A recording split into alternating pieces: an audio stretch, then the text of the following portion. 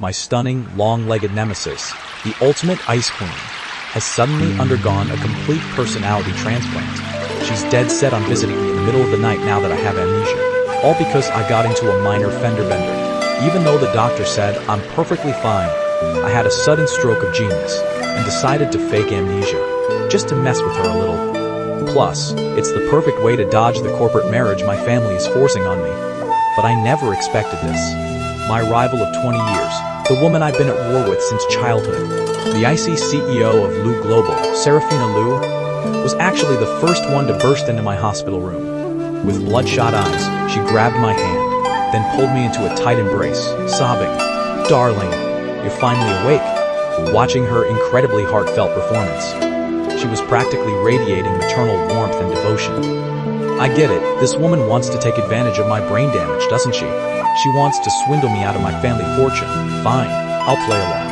But when she started spoon-feeding me and wiping my mouth, and even started cuddling me to sleep, I realized things were starting to go south. The way this woman looks at me, why is she starting to look like a hungry wolf? Like she's found a prime piece of meat. Wait, it looks like she isn't just after my money. She's after my body too. Back when my head slammed into the steering wheel, I had only one thought: I'm screwed. Is my multi-million-dollar face, the face that's only slightly less handsome than the guys reading this story, going to be permanently disfigured? When I finally opened my eyes again, it was late at night. The scent of the hospital filled my nose. That familiar mix of disinfectant and the smell of old money. I'm Chase Jiang, the Crown Prince of Jiang Enterprises. Essentially, I'm a world-class playboy. I've been in a car accident. My attending physician was a guy with a major receding hairline. He was holding my brain's CT scans, looking dead serious as he spoke to my useless uncle, Arthur Jiang. The patient's physical condition is fine. However, due to the impact on the brain, he might experience temporary amnesia. On Arthur's face, which had the word ambition practically etched into it, a look of deep concern instantly appeared. "Chase, my boy, do you still recognize your uncle?" I looked at him and blinked. My gaze was clear, innocent, and totally blank. Goo goo gaga. I looked like a fresh-faced college grad who hadn't been hit by reality yet. Then, I slowly shook my head. The corner of Arthur's mouth curled into an almost imperceptible smirk. The fish had taken the bait. That's right, I didn't actually lose my memory. The doctor said, might, not definitely. Just moments ago, while I was closing my eyes and playing dead, I clearly heard my dear uncle on the phone with that woman, Bianca White. "Bianca, don't worry. The doctor says he might have amnesia. When he wakes up, I'll tell him you're his fiancée. Once we lock in the engagement, the Jiang inheritance will be as good as ours." Wow. I mean, seriously? Just wow. My parents just left for a business trip. Their bodies aren't even cold yet. Wait, scratch that. Their plane barely even took off, and he's already itching to sell me out, just so he can swallow the company whole. "Since you want to play, Uncle, I'll play with you." Faking amnesia? Easy. I'm a man who once audited acting classes at the National Academy, after all, just as I was preparing to continue my role as a pure, innocent youth, bewildered by the world. The hospital door slammed open with a loud bang. A woman stormed in like a whirlwind. A gust of expensive perfume hit me. As her high heels clicked against the floor like war drums, the newcomer was wearing a sharp, crisp white suit. Her long hair was swept up, revealing a slender swan-like neck. Her makeup was flawless. Her gaze was icy, and she radiated a step aside or "I'll crush you" aura. It was none other than Serafina Lu, the CEO of Lu Global. She's also the girl I grew up with. Same preschool, same elementary, same middle school. We used to let the air out of each other's bike tires, shove caterpillars into each other's backpacks, and spent 20 years in a state of constant, total war. There was zero love lost between us, so what was she doing here? I froze for a second, and 18 different possibilities flashed through my mind. Was she here to laugh at me? Or was she here to confirm if I was dead or not? Maybe she wanted to wait until I was buried, so she could burn some joss paper and celebrate with a party. But what happened next completely fried my brain's CPU. The legendary Ice Queen CEO saw me, and in that instant, her frozen mask, the one she'd worn for years, completely melted away. Her eyes turned red instantly, looking as if she'd just suffered the world's greatest injustice. She rushed to my bedside in 3 quick strides, and right under Arthur's dumbfounded gaze, She snatched up my hand. Her hand was cold, but her voice was trembling and tearful. Soft, sweet, and incredibly delicate. Darling, you're finally awake. You scared me to death. The air in the entire hospital room froze for 3 solid seconds. The moment she said, darling, I looked into her beautiful almond-shaped eyes, which were quickly filling with tears. That threatened to spill over. With that pitiful, tragic expression on her face, her acting was so top tier. She could have signed up for an Oscar right then and there. In a flash, I realized what was happening. Oh, I see. Wow, okay. My dear uncle wants to set me up with a fake fiancé, but my dear rival decided to cut straight to the chase and crown herself as my official girlfriend. We're both clever foxes here. Who were you trying to fool with this ghost story? Looking at her performance, it was clear Serafina had also zeroed in on my amnesia as the perfect golden opportunity. She didn't just want a piece of the pie, she wanted to take the whole damn cake. I sneered inwardly, but on the outside, I kept up my mask of pure, confused innocence. I tilted my head and looked at her, my eyes filled with the curiosity and timidity of a total stranger. Miss, who are you? Do we know each other? That soft and timid miss made Serafina's entire body stiffen. Her tragic, grief-stricken expression almost cracked, but I caught it. A flash of both disgust and pure ecstasy in her eyes. She quickly adjusted her face and said in an even more heartbroken tone, Chase, it's me, Serafina. I'm your girlfriend. Do you really not remember me? We were so in love. As she spoke, she even managed to squeeze out 2 crystalline tears, which rolled down her cheeks at the perfect moment. I watched her, feeling absolutely nothing inside. I actually kind of wanted to give her a round of applause. She really is the woman who's been fighting me for 20 years. Her professional skills are terrifyingly good. Arthur was standing off to the side, completely stunned. He pointed at Serafina, then at me, his mouth hanging open for a long time before he sputtered, Nonsense! When did my nephew ever have a girlfriend? How come I didn't know about this? Serafina immediately turned her full firepower on him. She turned to look at Arthur, her eyes returning to that sharp, icy coldness. Uncle Arthur, this is a private matter between Chase and me. Do I need to report my dating life to you? Or are you trying to take advantage of Chase's amnesia to do something to him? With those words, she completely shut down anything Arthur was going to say next. Arthur's face turned a mottled shade of blue and white. He pointed at Serafina, stammering, you, for ages, but he couldn't get a single coherent word out. Finally, he just threw his hands up in a rage. This is preposterous. After saying that, he glared at me, as if asking why I wasn't being more useful, and then stormed out of the room. Only I was left in the ward, along with my brand new girlfriend. The room fell silent once again. Serafina looked at me, and the grief on her face vanished without a trace. It was replaced by a cold, calculating gaze, as if she were evaluating a piece of merchandise she'd just acquired. I looked back at her, maintaining my harmless, wide-eyed stare. Come on then, let's hurt each other. Let's see who breaks first. She was probably convinced I'd gone completely brain dead. So, once again, she plastered on a tender, sickly sweet smile that could make your skin crawl. Using the tone like she was coddling a toddler, she whispered softly, My dear Chase, don't be afraid. I'll be here with you from now on, and I'll take care of everything. I nodded like a little chick pecking at grain. Then, I reached out my hand and pointed at the sliced apple on the nightstand. Miss, I'm hungry. The smile on Serafina Lou's face froze. I saw her eyebrows twitch slightly. Clearly, waiting on someone hand and foot was nowhere near her professional wheelhouse, but she still picked up a slice of apple and handed it to me. I didn't take it. I just opened my mouth and let out an Serafina Lou. Her expression looked exactly like she had just swallowed a fly. That look of wanting to snap but having to hold it in was pure constipation. It was absolutely magnificent. In my mind, I was already rolling on the floor laughing, but my face remained locked in that look of wide-eyed innocence. Miss, feed me. Serafina took a deep breath. I could practically hear her grinding her back teeth together. In the end, she resigned herself to her fate and brought the slice of apple to my lips. Forcing a practiced, professional smile, she said, Good boy. Open up. I took a bite. Sweet. It was incredibly sweet. The news of Serafina Lou's meticulous care for me quickly spread throughout the entire high society circle. Everyone was stunned. The crown prince of the Jiang family and the she-devil of the Liu family. These two were fundamentally incompatible. The fact that these arch rivals were actually a couple was insane, and that they were head over heels in love. Chase John gets into a car accident and loses his memory, and Serafina Lou stays by his side through thick and thin. What kind of fairy tale romance was this?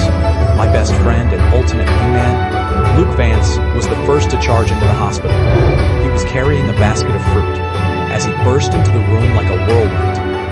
The moment he saw the scene before him, he literally turned into a stone statue. I was currently leaning back against the headboard, enjoying an orange peeled personally by the hands of CEO Lou. Serafina was holding a slice of orange, a perfect smile plastered on her face, as she said gently, "Open wide."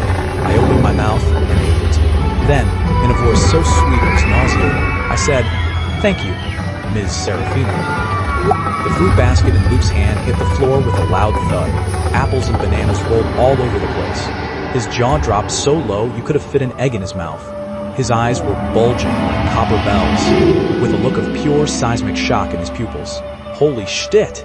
He pointed at Serafina, then at me, his expression screaming that his worldview had just collapsed. "Chase, what the hell is this?" Seeing Luke, Serafina stood up gracefully, wiped her hands with a tissue, and immediately reassumed her persona as the icy CEO. "Mr. Vance, please keep your voice down. Chase needs his rest." Luke ignored her completely.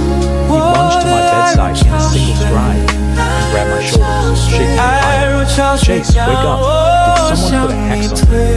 This is Serafina fucking Lou, the woman who used to steal your lollipops, tear up, drop your homework, draw turtles on your bicycle, the one you had a contest with to see who could pee further, and you lost miserably." He shook me until I was dizzy and cross-eyed. I could only look at him with a face full of confusion. "Who are you?" "I don't know you." Luke's movements came to a screeching halt. He looked into my clear, blank, and rather stupid gaze, and he was completely dumbfounded. "No way, Chase. Did you actually lose your memory?" I gave a slow nod. Luke let out a mournful wail and flopped onto the floor. He clutched his head in both hands, looking like the sky was falling. "It's over. It's all over. My boy Chase has gone soft in the head, and now he's being played by the she-devil. Can't you see? The look in her eyes is just goo-goo gaga fake." Serafina let out a cold snort from the side, looking down at him with disdain. "Luke Vance, you can eat whatever you want, but you better watch your mouth. Chase and I are truly in love. Please respect our relationship. Truly in love." Luke acted like he just heard the joke of the century. He literally bounced up from the floor. "If you two are truly in love, I'll go streaking through the streets tomorrow." Serafina's eyebrow arched as she prepared to retort, but right then, I timidly tugged on the hem of her jacket. "Miss Serafina, who is he? He's so scary." I'm frightened. I hid behind Serafina as I spoke, acting exactly like a startled little rabbit. Serafina glanced down at me, her eyes showing a complex mix of emotions. For a split second, I felt that icy aura of hers melt just a tiny bit. She reached out and actually patted me gently on the back. Though the movement was a bit stiff, it was definitely meant to be comforting. "Don't be afraid. His name is Luke Vance. He's your best friend." Then she looked up and glared at Luke with an unfriendly gaze. "See that? You're scaring him." Luke's expression looked even worse than if he'd just eaten something gross.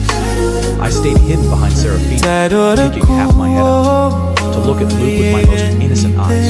Then I spoke up. "A friend?" I pointed at Luke, then pointed back at myself before turning to Serafina.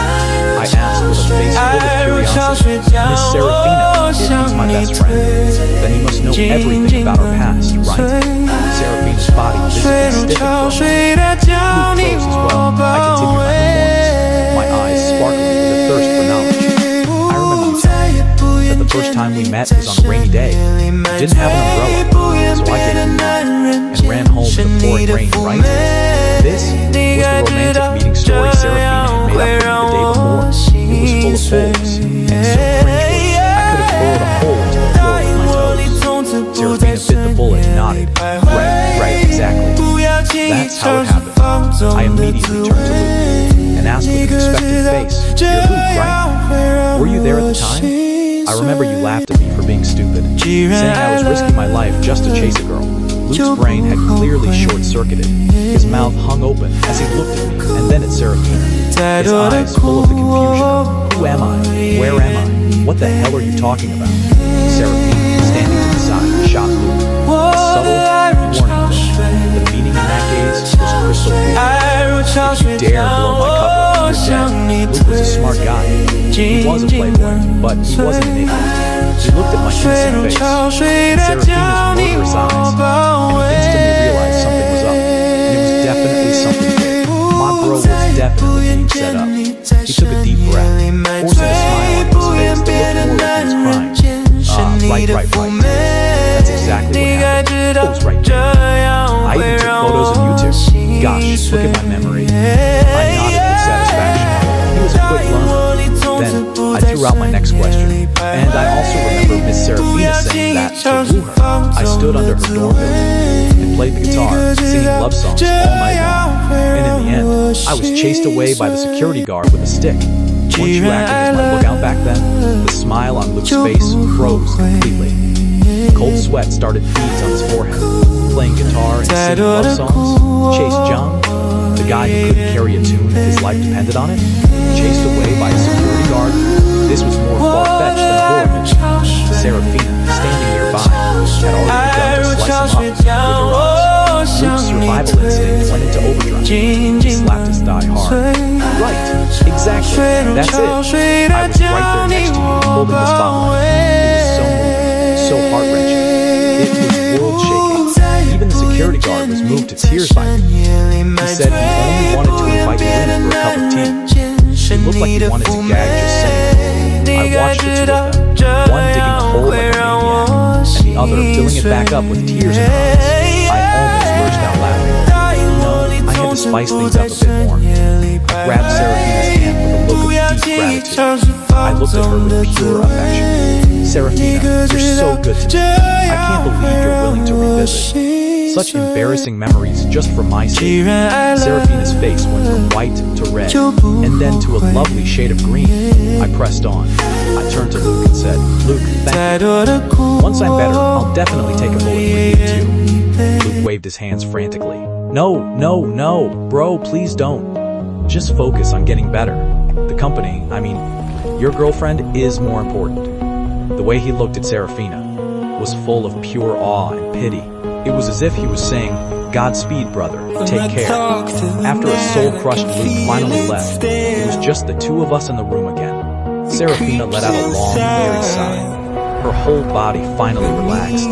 She rubbed her stiff face. I looked at her and suddenly said, Serafina, I think I just remembered something. She instantly snapped to attention. What did you remember? I said with a serious face. I think I remember that I have a bank card. The pin is your birthday. And I think there's a lot of money in it. Serafina's eyes lit up instantly. They were as bright as a 1,000-watt bulb. Serafina's efficiency was nothing short of terrifying. After I recalled, the bank card with her birthday as the password. It only took her half a day to use the excuse of safeguarding my assets, to get all my cards and IDs from my still puny uncle. She basically snatched them right out of his hands. Of course, the process was full of elite business corporate jargon, verbal sparring, and intense power play, but I didn't care. I only cared about the result. The result was Serafina sitting by my bed with a stack of my cards, trying them out one by one. The pen she used for every single one was her birthday. I watched her focused, expectant expression. She looked like a child about to open a mystery box. I marveled again at how far this woman was willing to open up. She tried the first card. Incorrect hint. She frowned. It's fine. Next one. Incorrect hint. Her frown deepened. Incorrect hint. Incorrect hint. Incorrect hint. But the final card also showed incorrect hint. Serafina's face was as dark as the bottom of a burnt pot. She looked up at me. That look. It was like she was looking at a defective product that broke right out of the box. I immediately pulled my head back, looking innocent and hurt. What's wrong, Serafina? Did I remember it wrong? Serafina took a deep breath and squeezed a few words into her teeth. It's fine. You probably just remembered the wrong card. She shoved the pile of people's cards back into the bag with a bit of violence. I looked at her and spoke cautiously. Are you angry, Serafina? No, she is not. But her tone was harsh. You are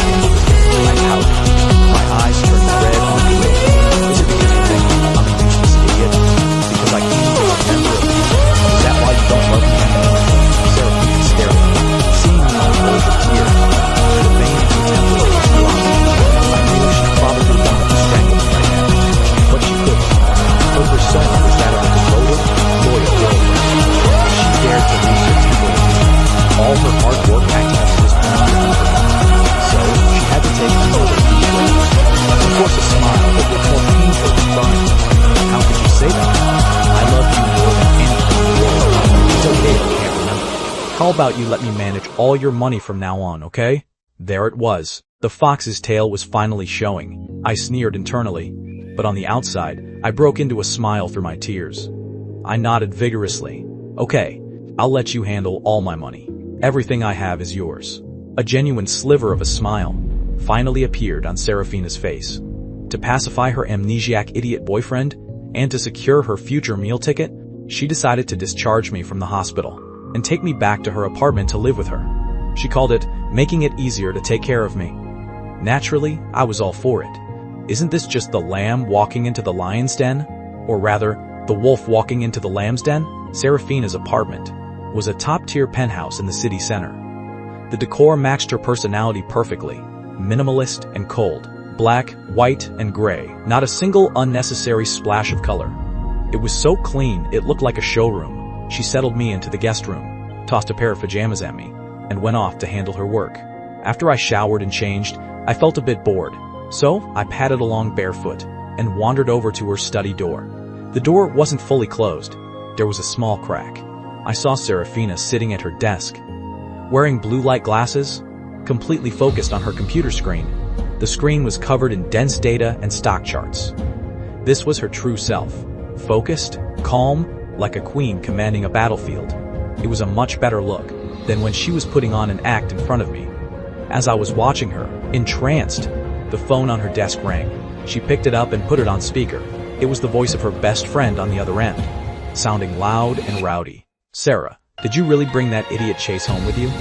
Are you crazy? What do you even see in him? The fact that he's a vegetable, or that he calls you Mrs.? Serafina picked up her coffee and took a sip. Her tone was flat. I'm in it for his family's company shares. My God, you really are planning a financial scam, aren't you? Be careful. That second uncle of his, Arthur Jiang, is no walk in the park. And if Chase ever gets his memory back, he'll probably skin you alive. Serafina let out a cold laugh. Get his memory back? With his IQ, even if he remembers, it won't be much higher than it is now. Don't worry, I know what I'm doing. Once I get him to sign the stock transfer agreement, I'll ship him right back to the Jiang family, and then we'll be even. Well, you'd better hurry up then. By the way, isn't it exhausting taking care of an idiot? Exhausting? Serafina paused. She seemed to think of something, and a hint of disgust entered her voice. It's more than just exhausting. He's basically a giant infant right now. I have to feed him, hold his hand when he walks. He's like a total moron. I have to buy him snacks just to keep him occupied. I rub my nose outside the door. Who are you calling a moron? The best friend on the other end was still egging her on. Well, you'd better keep a close eye on him. Don't let him crawl into your bed in the middle of the night. He might be an idiot, but he's seriously hot. And that body? Wow, I saw him at that gala last time. He's basically a walking hormone. The two of you living together is like a